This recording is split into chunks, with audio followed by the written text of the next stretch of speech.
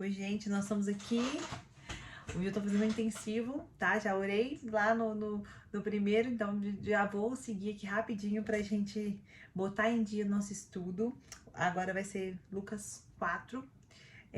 Falamos, né, da genealogia de Jesus no passado, falamos de João Batista, agora nós vamos falar sobre as tentações de Jesus no deserto. Jesus, cheio do Espírito Santo, voltou do Jordão e foi levado pelo Espírito Santo ao deserto.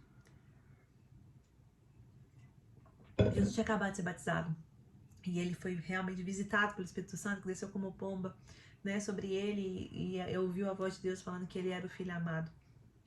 Então é interessante perceber que não foi Satanás que levou Jesus para o deserto, e muitas vezes não é Satanás que nos leva para o deserto, é a permissão do Senhor, para que sejamos tentados e aprovados por ele. Então Jesus, ele estava cheio do Espírito Santo e ele foi levado pelo Espírito ao deserto, onde durante 40 dias foi tentado pelo diabo. Não comeu nada durante esses dias e ao fim deles teve fome. Ou seja, Jesus teve fome só ao fim dos 40 dias. E durante os 40 dias ele foi tentado por Satanás. O diabo lhe disse: se és o filho de Deus, manda essa pedra transformar-se em pão. Ou seja, ele estava tentando Jesus ali na sua condição urbana, na carne, né? Fome, a nossa carne tem fome. E Jesus respondeu: está escrito, nem só de pão viverá o homem. Jesus sempre combatia todas as acusações de Satanás com a palavra de Deus. Então, todas as vezes que nós tivermos tentações, acusações, setas na nossa mente, onde Satanás tentar falar qualquer coisa, nós não vamos debater, nós não vamos xingar, nós não vamos usar as nossas emoções e nossos pensamentos, nós vamos usar a palavra. Pode parecer que não está funcionando, gente, mas a palavra, ela tem poder. E a palavra, ela combate as mentiras do inimigo, né? Então, continuando, o diabo levou ao lugar alto e mostrou-lhe num relance todos os reinos do mundo e lhe disse: eu te darei toda a glória, eu te darei toda a autoridade sobre eles e todo o seu esplendor, porque me foram dados e posso dá-los a quem eu quiser. Então, se me adorares, tudo será teu. Ou seja, Satanás dizia que ali o reino era dele, só que mal ele sabia que Jesus... Por que ele resolveu oferecer para Jesus o reino dele, se adorasse? Porque ele sabia que Jesus ia tomar o reino dele. Ele sabia que Jesus veio para a terra para tomar o reino da terra das trevas, das mãos de Satanás. Tanto é que Jesus, ao morrer, ele toma mesmo a chave de Satanás da terra. Então, ele queria o quê? Antecipar a bênção para Jesus, falando que ia dar todo o reino, mas o que Jesus devia fazer? Adorar ele, porque se Jesus adorasse ele, ali Jesus perderia todo o reinado, porque ao adorá-lo, Jesus ia dizer: você é maior do que eu. E Jesus novamente respondeu: está escrito, adore o Senhor, o seu Deus, e só a ele preste culto. O diabo o levou a Jerusalém, colocou-o na parte mais alta do templo e lhe disse: se és o filho de Deus, joga-te daqui para baixo, pois está escrito, ele dará ordem aos seus anjos ao seu respeito para o guardarem. Com as mãos eles o segurarão para que você não tropece em pedra alguma. Olha aqui, o diabo agora já está usando a palavra de Deus para confundir Jesus e para fazer com que ele faça o que ele quer. Jesus respondeu: dito está, não ponha à prova o Senhor, o seu Deus. Ou seja, Jesus sabia quem era Deus, sabia que Deus era o pai dele, sabia que realmente tudo que ele fizesse ali, Deus poderia fazer por ele, mas ele sabia: não preciso de botar meu pai à prova, porque eu sei da autoridade dele, sei do poder dele, eu não preciso provar que eu sou filho de Deus. Então, tendo terminado todas essas tentações, o diabo deixou até a ocasião oportuna, ou seja, o diabo não teve vez com Jesus, não achou nenhuma brecha, ou seja, ele deixou pra lá. Falou assim: não, eu terminei tudo e eu vou deixar, porque eu não tenho como mais tentá-lo, né? Então, até uma ocasião oportuna. Ou seja, ele foi, mas ele fica ali espreitando. É o que ele faz com a gente. Ele vem nos tentar, ele vê que não tem brecha, ele vai embora. Mas ele fica, a palavra diz que ele fica ao nosso derredor, esperando que ele possa, como um leão, esperando que ele possa tragar.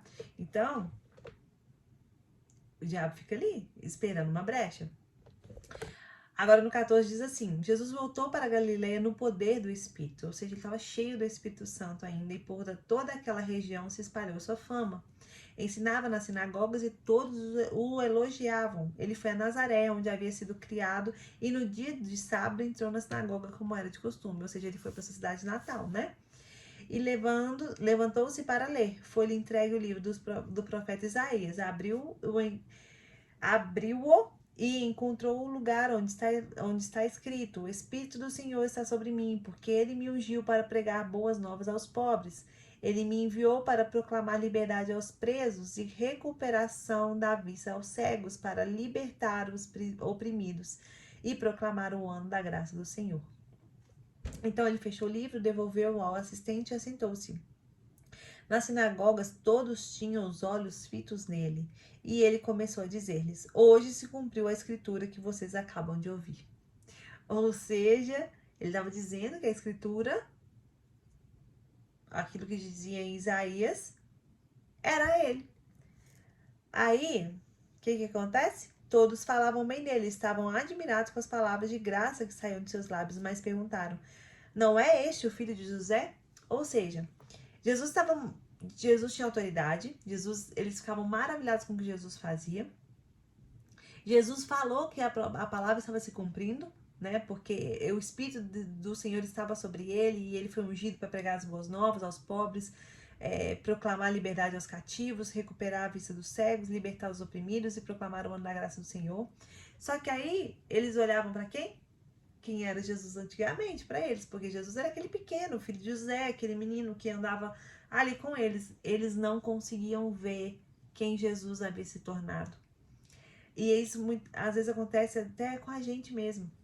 As pessoas que nos conhecem lá no passado vão olhar pra gente hoje e falar assim: mas não era aquela menina que, tipo assim, era uma zero à esquerda? Não era aquela menina que não sabia nada na escola? Não era aquela menina que só fazia coisa errada? Não era aquela menina que era do mundão, que era doida, que fumava, que bebia? Quem é ela agora para estar pregando o evangelho? Quem é ela para falar de Jesus agora?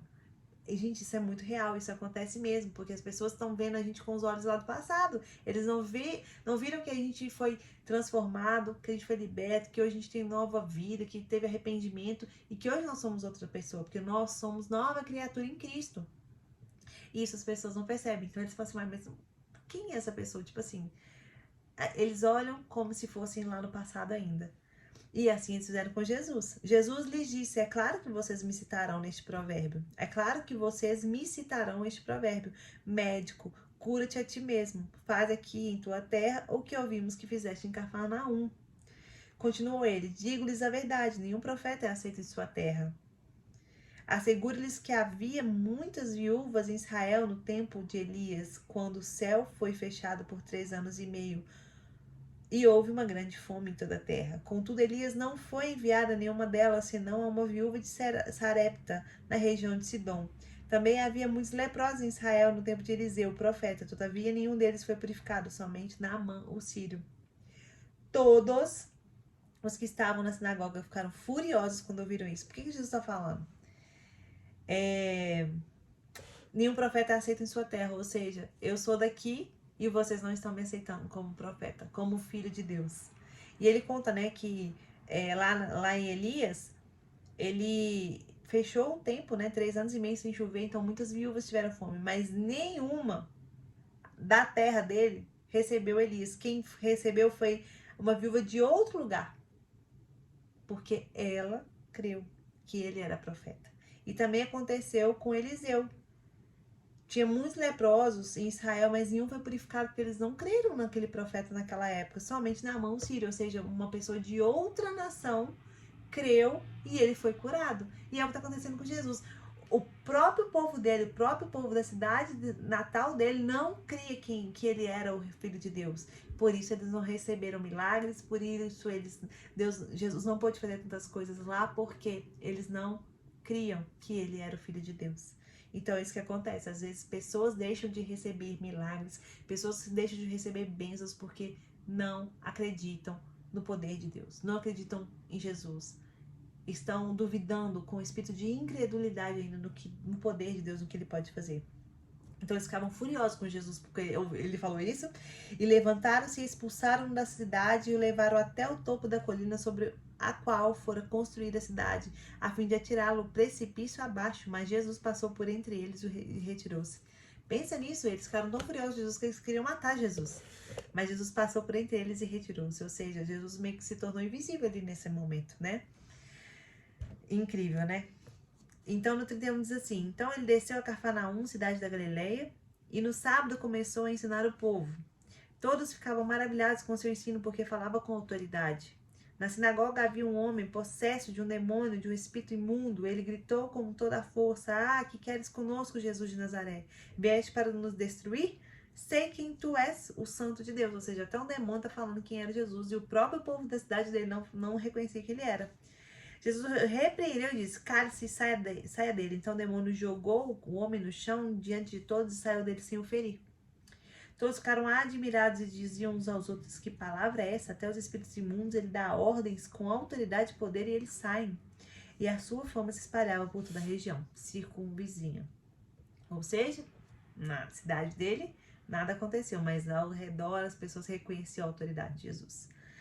No 38 vai dizer assim: Jesus saiu da sinagoga e foi à casa de Simão. A sogra de Simão estava com febre alta e pediram a Jesus que fizesse algo por ela. Estando ele em pé junto dela, inclinou-se e repreendeu a febre. Ou seja, era uma doença espiritual, porque ele repreendeu, ele não curou. Ele não falou assim: você está curado, ele repreendeu. Ou seja, isso quer dizer que era uma doença espiritual e não uma doença física mesmo, né? Então, ela se levantou imediatamente e passou a servi-lo.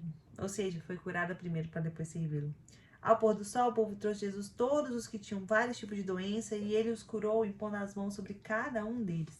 Além disso, de muitas pessoas saíram demônios, gritando: Tu és o Filho de Deus. Ele, porém, os repreendia e não permitia que eles falassem, porque sabiam que ele era o Cristo. Gente, no mundo espiritual, Jesus já era reconhecido. Jesus já sabia, até os demônios sabiam quem era Jesus no mundo espiritual. E aqui na terra, Jesus não foi reconhecido em muitos lugares que ele passava.